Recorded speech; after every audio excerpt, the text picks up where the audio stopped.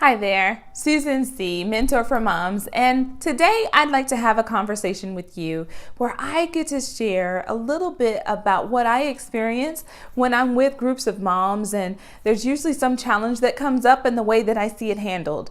Because I want to share this with you, I believe that we can better support one another, and here's how.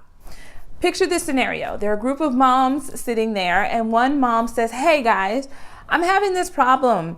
I can't get my kid to go to sleep at night. Like, I put him down, I love on him, we pray together, I talk to him, and then he wakes up, he's coming out of his bed, he's coming out of his room. No matter what we try, we can't seem to get him to stay in the bed. Like, what in the world should I do? I'm like at my wit's end. My husband and I aren't having time together. I'm tired, he's cranky the next day, and I'm just done." Picture that scenario said in a group of moms and what happens every single time.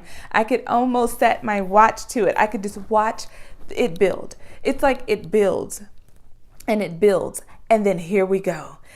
All of these moms start speaking into that mom, and they start giving her ideas. Well, have you tried this? Have you checked his diet? Is it his bed? Is it his clothing? Because I found that my kid was allergic to the pajamas I had, and mine is really sensitive to tags. Oh, really? Well, what time are you putting him to bed? Because maybe you should put him to bed earlier, or maybe you should put him to bed later. Or maybe it's that food that you're giving him. Like, what are you feeding him before bed? Maybe that food is like keeping him up. Or maybe have you been giving him water to drink? Because if you give him water to drink, oh, come on.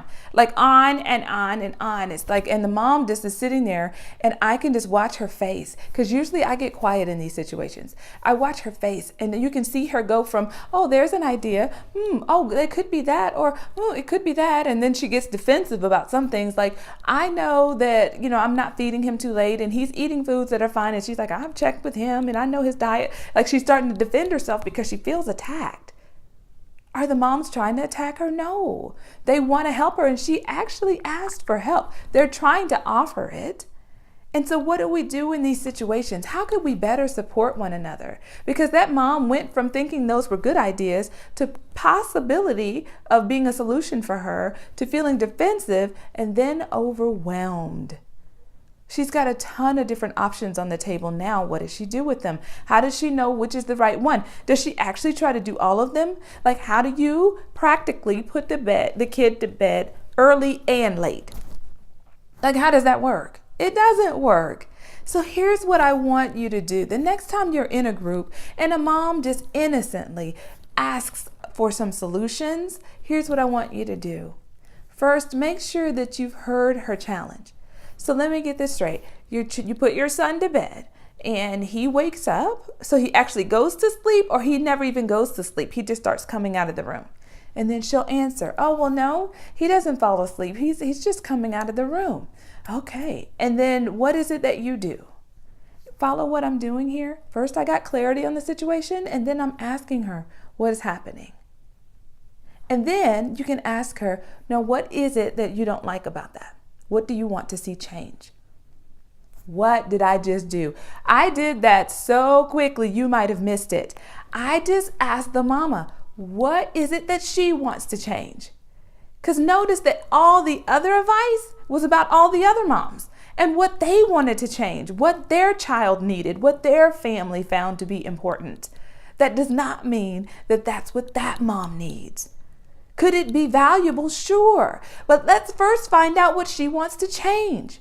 She might discover that her kid has been not taking naps during the day, or has been taking naps during the day, and now she realizes maybe they've outgrown naps. Notice how all of the other advice that mom shared didn't even get to that issue. Maybe there's some other concern she's noticed with her kid, and she's like, I've noticed that he's been pulling on his ears, or I've noticed that he's really been pulling at his teeth, and I'm thinking there's something going on. Something's paining him between his ear and his jaw, and I'm not sure what it is, and I'm really concerned about that. It's just the fact that he won't go to bed at night just further pushes on my concern button, and that's the one that I brought up. That didn't mean that there weren't other concerns. So mamas, I'm asking you, the next time you're in a group and a mom brings up an issue, be quick to listen to her and ask her, what is it that she wants to change, and how could you support her in that? I come from a perspective where I believe mamas are the experts of their babies. That's why they were given to them. Your child was given to you. My children were given to me to raise and to love on and to nurture and to get them exactly what they need. And that I'm equipped with those answers. Now, I just want to surround myself with people who will support me to find my answers. They'll ask me good questions so that I can begin to talk through all of the different thoughts and observations that I've had and come to a solution. Now, what if this could happen? You get a mom who truly does think maybe there is something going on with the food that she's giving her baby, and she's not sure what food she should give him. Then she can say, it just might be the food, because I've noticed that every time I serve this particular dish, he doesn't go to bed those nights. Hey, has anyone else faced their kid having a sensitivity to this?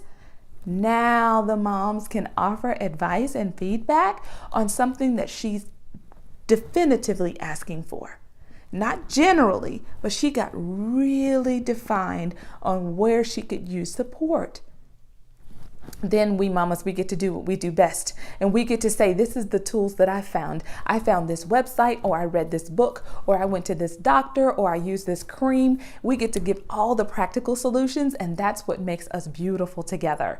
That's what makes us stronger together. But when we dogpile each other with advice and ideas and tips and resources, and you should, and make sure, and don't forget, oh my gosh, that creates such overwhelm for all of us. Let's not do that anymore, mamas. Let's do what we do best. Let's support one another. I'm Susan C., your mentor for moms. I'm honored to be here with you, and I hope you found that useful. I'll talk to you next time. Bye for now.